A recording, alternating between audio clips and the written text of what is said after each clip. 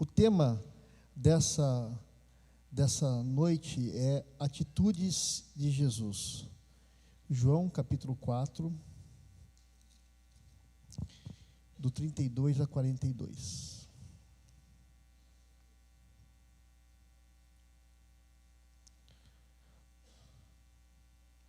Pode ser do 31 já. Todos acharam? Diz assim o texto, mesmo assentado, mas em reverência ao Senhor da palavra, acompanhe comigo. Nesse interim, os discípulos lhe rogavam, dizendo: Mestre, come. Mas ele lhes disse: Uma comida tenho para comer que vós não conheceis. Diziam então os discípulos uns aos outros: Ter-lhe-ia porventura alguém trazido o que comer? Disse-lhe Jesus: A minha comida consiste em fazer a vontade daquele que me enviou e realizar a sua obra. Não dizeis vós que ainda há 4 meses até a ceifa? Eu, porém, vos digo: erguei os olhos e vede os campos, pois já branquejam para a ceifa. O ceifeiro recebe desde já a recompensa e entesoura o seu fruto para a vida eterna. E de Sarte se alegram tanto o semeador como o ceifeiro.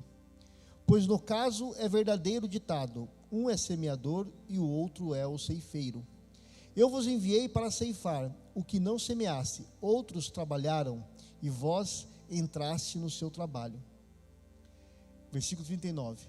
Muitos dos samaritanos daquela cidade creram nele, em virtude do testemunho daquela mulher, que anunciara: ele me disse tudo quanto tenho feito. Vindo, pois, os samaritanos ter com Jesus, pediram-lhe que permanecesse com eles, e ele ficou ali 2 dias. Muitos outros creram nele por causa da sua palavra, e diziam à mulher: Já agora não é pelo que disseste que nós cremos, mas porque nós mesmos temos ouvido e sabemos que este é verdadeiramente o Salvador do mundo. Amém? Vamos orar? Obrigado a Deus pela sua palavra. Pedimos, ó Deus, que o teu Santo Espírito esteja nessa noite falando aos nossos corações. Nós queremos, ó Pai, ouvir a sua voz. Nós precisamos, ó Pai. Ajuda-nos, ó Pai, a sair daqui, Deus, com o entendimento daquilo que o Senhor quer trabalhar em nossas vidas. Por isso, Deus, abre os nossos ouvidos, a nossa mente, o nosso coração, para que possamos ouvir a sua palavra e obedecer. Me ajuda, ó Espírito Santo, a compartilhar essa palavra em nome de Jesus. Amém e amém. Atitudes de Jesus.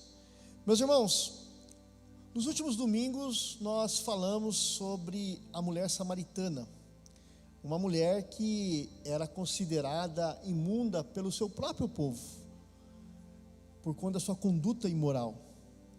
E para não encontrar o povo, ela saía e ia uns 800 metros fora da cidade buscar água. E ali ela teve um encontro com Jesus. Um encontro que não foi casual. Um encontro foi intencional da parte de Jesus. Eu fico pensando já, nesses primeiros versos dessa história dessa mulher, que nossos dias estão tão corridos, se nós não tivermos a intenção de encontrar os nossos amigos, irmãos e até mesmo familiares, a gente vai passar batido. Ultimamente nós precisamos ter intenção de encontrar as pessoas, sermos intencionais. Jesus foi intencional nesse caso, porque ele tinha um encontro com essa mulher. Essa mulher haveria de encontrar ali o Mestre, o Deus verdadeiro. E eles conversaram sobre muitas coisas, sobretudo onde era o lugar da verdadeira adoração. Essa foi a dúvida lançada por ela na conversa com Jesus. E é uma dúvida que muitos de nós temos, né? Aonde que é melhor adorar, e que igreja é melhor, essa igreja faz isso, aquela igreja faz aquilo, essa igreja manda fazer isso aqui lá, e a gente fica em dúvida. E domingo passado nós tentamos então responder e falamos sobre a verdadeira adoração, que a adoração genuína, ela não está ligada ao espaço geográfico ou à forma de se adorar, e sim, a adoração inicia no foro íntimo, dentro do teu coração, no teu espírito e culmina num conhecimento profundo da verdade que é Cristo, que essa verdade, esse conhecimento se dá através das Sagradas Escrituras. Quanto mais você lê a sua Bíblia, mais você tem investimento de tempo a sós com Deus, mais você conhece a esse Deus que você se propõe a adorar. Só podemos adorar verdadeiramente a Deus se o conhecermos profundamente e através da sua palavra. Nessa noite nós vamos falar sobre a atitude de Jesus. Hoje nós vamos olhar para a postura de Jesus em relação à obra que foi deixada em suas mãos, a atitude, a postura de Jesus em relação ao reino de Deus, porque a nossa postura em relação à obra de Deus, meus irmãos, denuncia se nós somos ou não filhos de Deus. Às vezes as pessoas pensam que por serem filhos de alguém com autoridade, podem fazer tudo, podem fazer o que eles querem, e eles acham que estão isentos até mesmo da pena da lei. Mas é um engano nós pensarmos assim, como filhos de Deus, nós tomarmos essa postura, por acharmos que somos filhos de Deus, temos essa autoridade que o Senhor já nos deu, podemos sair fazendo qualquer coisa e do jeito que a gente acha que é do bom e do melhor. Quando o Filho de Deus vem até nós, quando Jesus veio até nós, Ele não fez tudo o que Ele quis. Ele sabia que estava nesta vida por um propósito. Ele sabia que existia um projeto de Deus para salvar a humanidade, que envolvia a vida dele. E nessa condição de filho, Ele não reivindicou o direito de fazer as coisas como Ele bem entendesse. Jesus estava consciente de que tinha uma obra específica para cumprir.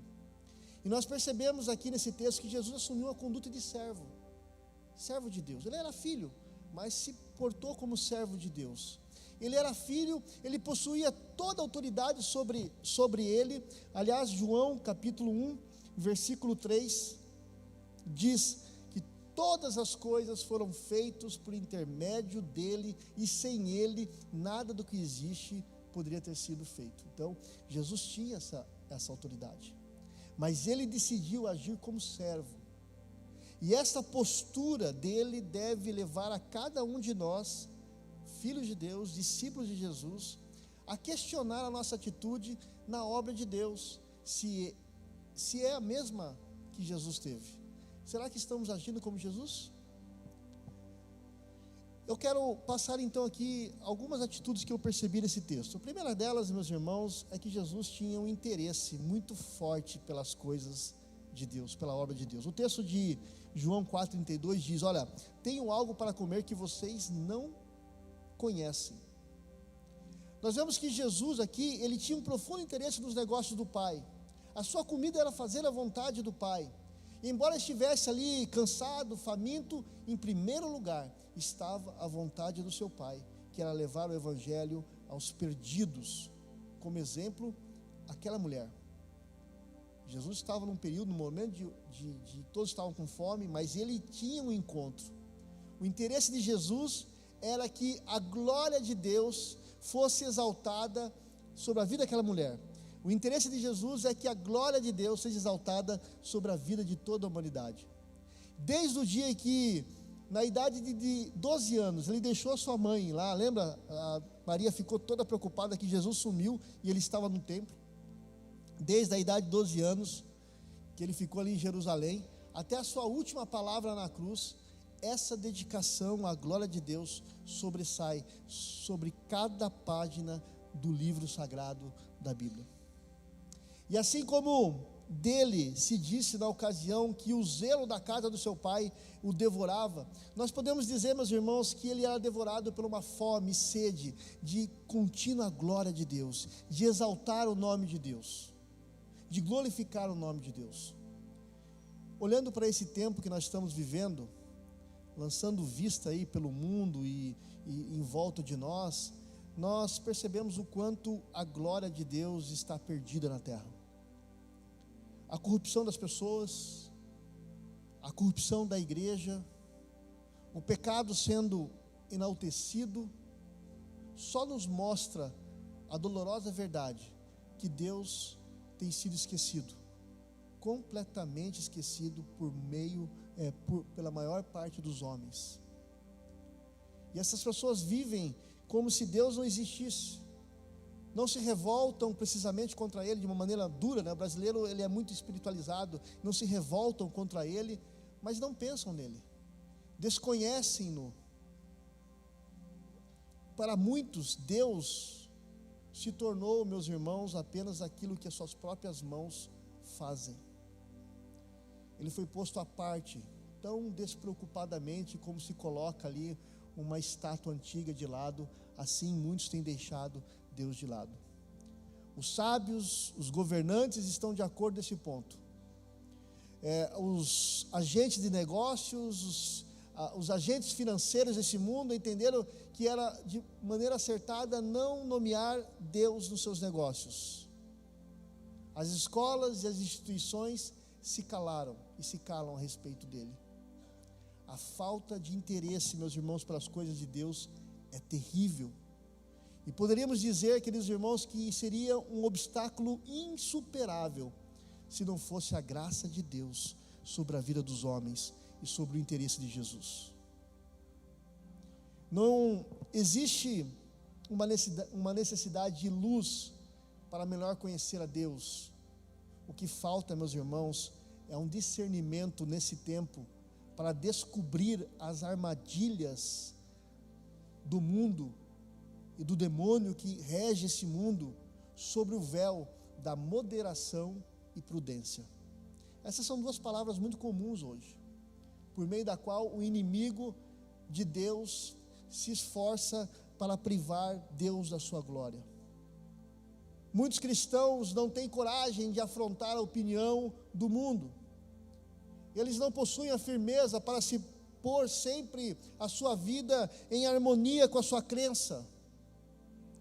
A sorte da igreja não é curvar a cabeça ante ao mundo, e sim expressar a glória do Senhor nesse mundo, no tempo onde estamos vivendo, aonde o mundo está na contramão da vontade de Deus. Jesus tinha um interesse, e esse é o interesse de Jesus, de mostrar a glória do Senhor aonde há trevas, e deve ser o nosso interesse no reino de anunciar a glória do Pai, no seu serviço, na sua escola, no meio dos seus amigos, aonde quer que você esteja, você é um cidadão da luz que anuncia a glória de Deus. A outra atitude que eu vejo nesse texto, meus irmãos, é que Jesus tinha uma responsabilidade com a obra. Ele diz: olha, a minha comida é fazer a vontade daquele que me enviou e concluir a sua obra. Jesus, ele desce do céu para fazer a vontade daquele que enviou para realizar a sua obra. Ele não tem ideais próprios.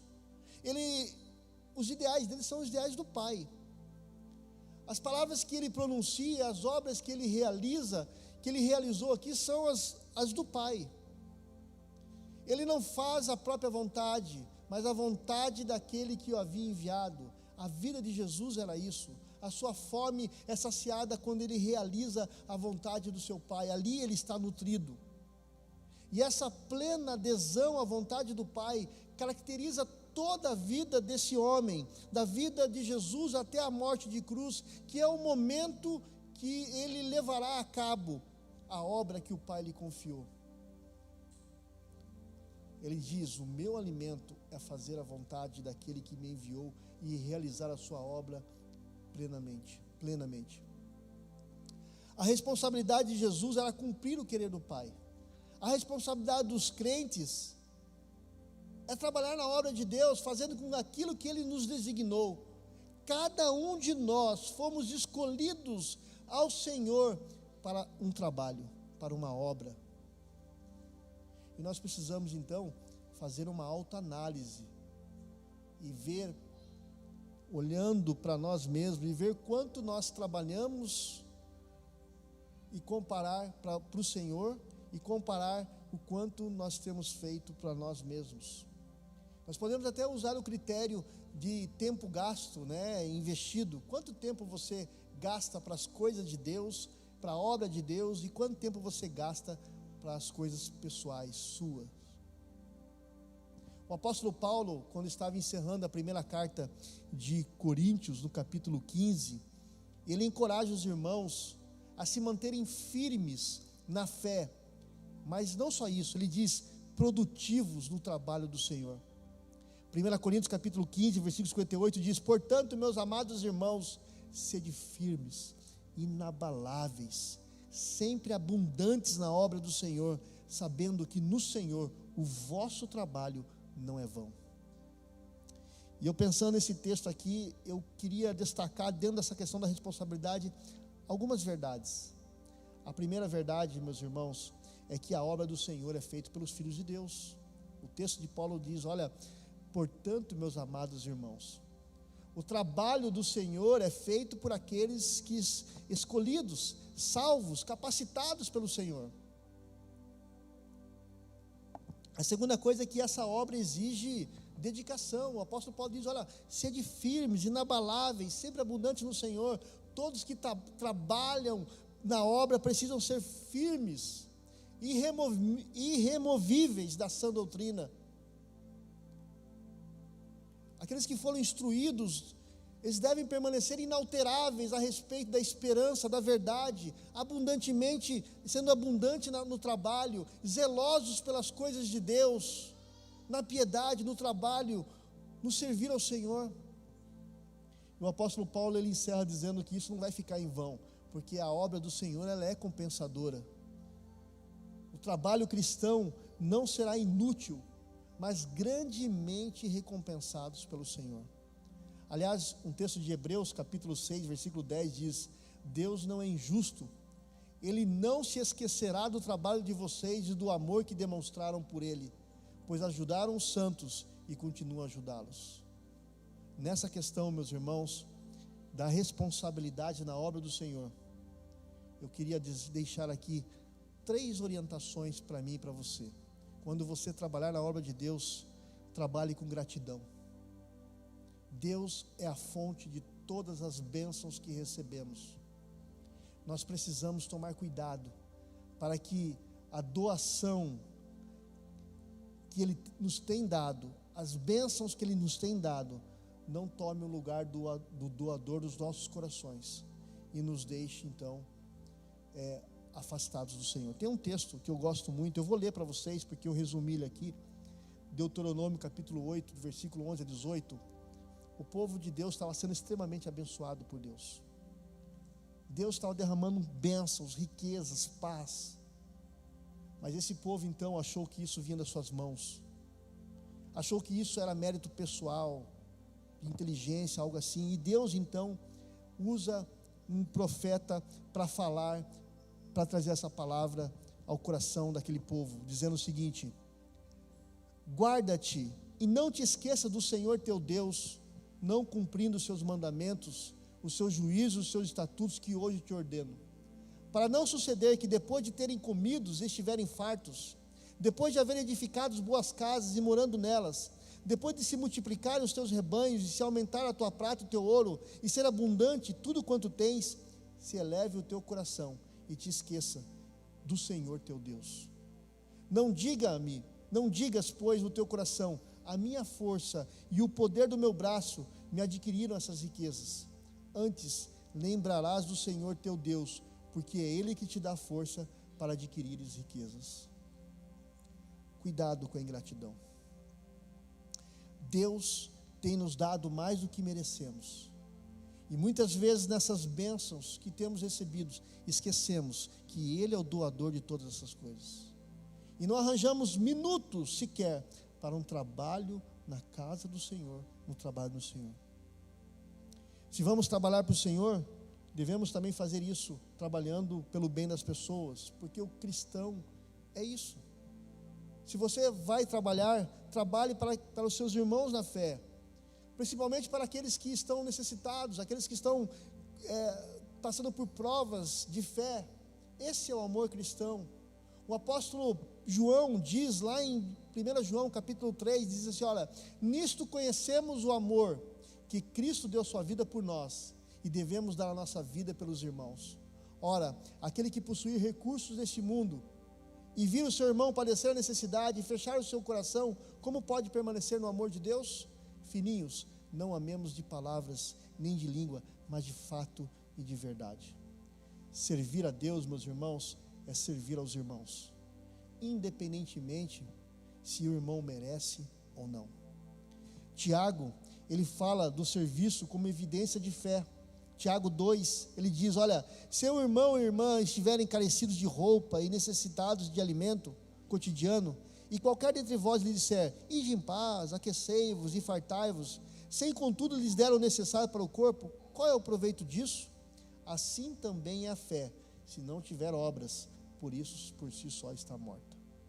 O trabalho cristão é resultado de fé que temos em Deus. E dentro disso ainda, dessa questão da responsabilidade, trabalhe. Se algo poderia deixar para você como um temor do Senhor, trabalhe por causa da disciplina de Deus. Todas as vezes que desprezamos o trabalho de Deus por causa dos nossos empreendimentos pessoais, Deus nos disciplina. O profeta Ageu, ele disse lá em Ageu capítulo 1, versículo 6, tendes semeados muito e recolhido pouco, comeis, mas não chega a fartar-vos, bebeis, mas dá para saciar-vos, vestivos, mas ninguém se aquece, o que recebe salário, recebe para pô-lo no saquitel furado. É muito sério, meus irmãos. Trabalho sem a bênção de Deus só gera insatisfação e frustração. Precisamos entender que não há prosperidade na vida do crente quando ele despreza a obra de Deus. E se alguém é infiel e prospera nesse sentido, é necessário que ele questione de que filiação ele é, porque Deus disciplina aqueles a quem ele ama. Então assuma um compromisso com Deus, trabalhe mais para Ele e você verá a grande diferença que terá na sua vida. Jesus, ele tinha um interesse pelas coisas do reino. Jesus, ele tinha uma responsabilidade pelas coisas do reino. Jesus também tinha uma visão. O texto de João, capítulo 4, versículo 35, diz, não dizei vós, faltarem ainda 4 meses para a colheita, mas eu digo, levantai os vossos olhos e vede os campos que já estão prontos para a colheita. Os discípulos não tinham esse entendimento no momento. Eles não estavam vendo. Jesus estava dizendo, olha, vocês acham que deve existir um intervalo entre a semeadura e a colheita, mas eu estou dizendo para vocês que eu acabei de semear a semente e a colheita já está pronta, já está acontecendo. Ele estava se referindo àquela mulher, porque aquela mulher saiu correndo, feliz, e anunciou para todas aquelas pessoas daquela cidade que Jesus era o rei. Apesar da colheita de grãos estar ainda distante, há 4 meses, né? Jesus diz que a colheita das almas já poderiam ser feita. Nós também, como discípulos, precisamos ter a visão de que sem Cristo o ser humano está perdido, a visão de que existe falsas religiões, e essas falsas religiões estão prosperando cada dia mais hoje. Por isso, ficai atento, conhecer a sua palavra, as Sagradas Escrituras, para que você não seja enganado. Nós precisamos ter a visão de que a ignorância não é o caminho de Deus. Deus nos dá sabedoria. A visão de que a obra de Deus precisa ser realizada e ser realizada agora, porque Jesus está voltando. Ele está às portas, queridos irmãos, e devemos anunciá-lo a essa geração que está se perdendo. Nós não podemos perder o time, o tempo dessa oportunidade de anúncio, para não perdermos a nossa geração. Os nossos filhos, jovens e adolescentes estão sendo atacados, bombardeados com setas malignas, e a igreja está acomodada, deixando os nossos jovens sofrerem, porque também não conhece a palavra para ensiná-los, para educá-los, para corrigi-los. Warner Brum, que é um teólogo, ele diz com propriedade que justamente onde nenhum judeu podia imaginar, na desprezada e odiada Samaria, cidade de Sicar, ali a colheita havia chegado. Aquela cidade estava madura para a ceifa. E Jesus então estende aquele olhar para aquela terra, e seus discípulos depois, queridos irmãos, chegam e começam a ver que Jesus queria levar a glória do Pai a todas as cidades, ainda mais aquelas que eles acreditavam que não deveriam ser levadas. Nós precisamos ter uma visão que Deus quer nos usar em lugares que nós achamos que talvez não seriam os nossos lugares. Deus quer abrir os nossos olhos, Deus quer fazer coisas novas. Nós precisamos ter visão. Jesus também nos ensina, meus irmãos, a questão da parceria. Precisamos de parceria para a obra do Senhor. Ninguém faz nada sozinho. Pastor, aqui sozinho não é nada. Essa igreja não seria nada se nós não tivéssemos irmãos trabalhando com afinco na obra do Senhor. O texto diz: aquele que colhe já recebe o seu salário e colhe fruto para a vida eterna, de forma que se alegram juntos o que semeia e o que colhe. Assim é verdadeiro o ditado: um semeia e o outro colhe.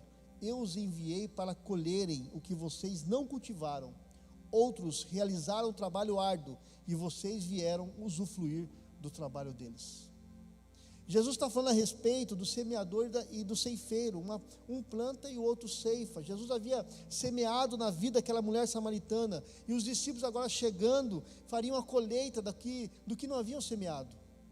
Jesus é o semeador por excelência. Aliás, Ele é mais do que isso. Ele é o grão do trigo que cai e morre para produzir fruto em abundância. Não há ceifa aonde não há semeadura, meus irmãos. Nem sempre aquele que semeia vai colher aquilo que plantou. O testemunho de Jesus em Samaria e na Galileia, entretanto, tem a sua recompensa. Porque não há maior alegria do mundo do que levar uma pessoa a Cristo. Uma pessoa que estava vivendo em trevas, sendo atormentada, morrendo às mínguas, e alguém leva essa pessoa a Jesus, ao Senhor, ao Salvador. A vida dessa pessoa muda, as coisas são transformadas. Não há maior recompensa do que entesourar frutos para a vida eterna. Jesus aqui faz uma referência à unidade da vida, a densidade, a diversidade dos dons. Um semeia e o outro colhe.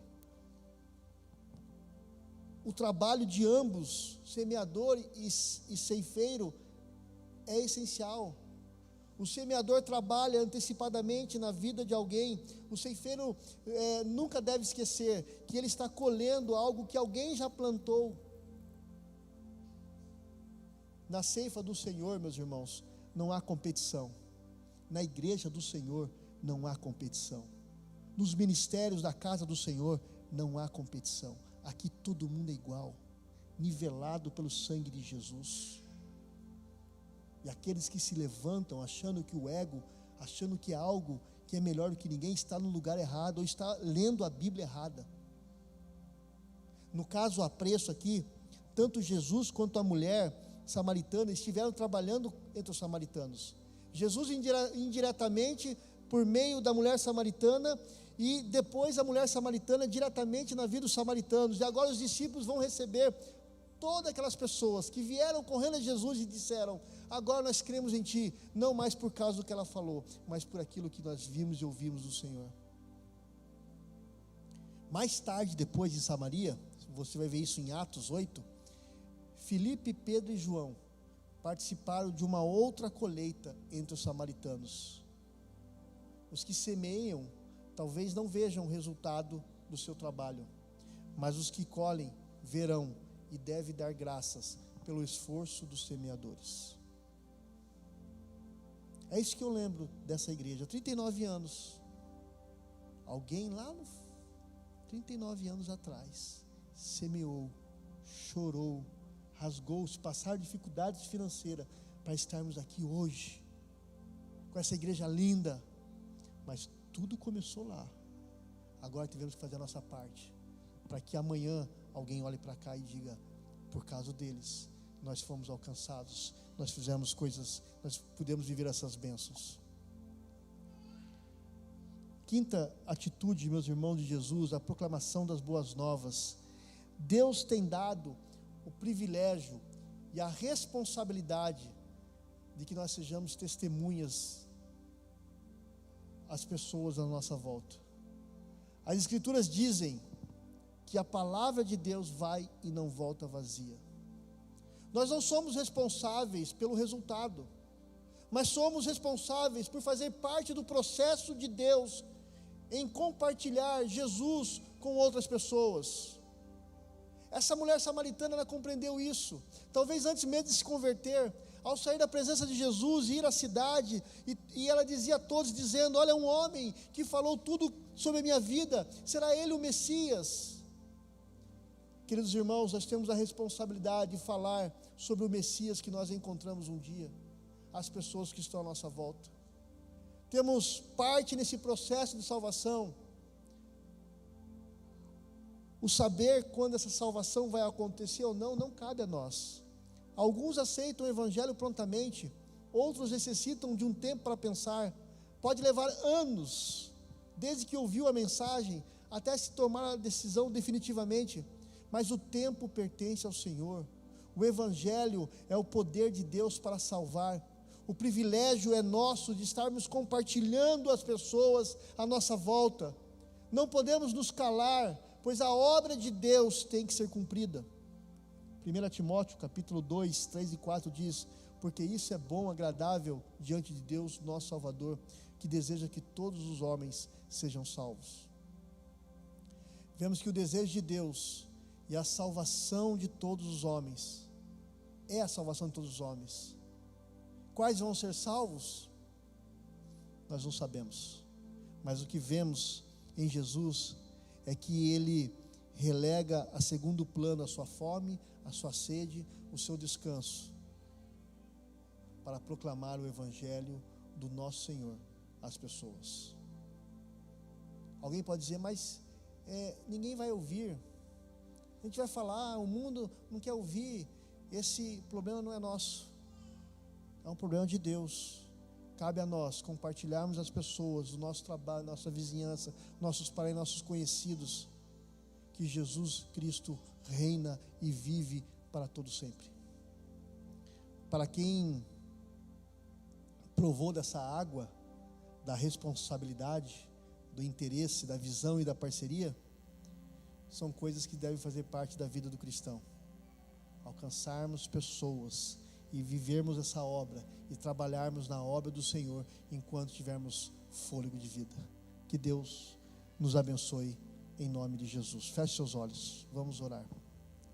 Pai, obrigado, Deus, pela sua palavra, que nos chama à responsabilidade de cumprirmos, ó Pai, com o chamado que cada um de nós temos, ó Pai, todos temos. Que o Senhor desperte-nos, que o Senhor nos dê interesse para as coisas do reino, que o Senhor nos ajude a mantermos uma responsabilidade com aquilo que chegou em nossas mãos, nos dê uma visão, Senhor Deus, geral daquilo que o Senhor quer, para que possamos cumprir, Senhor Deus, em nome do Senhor Jesus Cristo, ó Pai.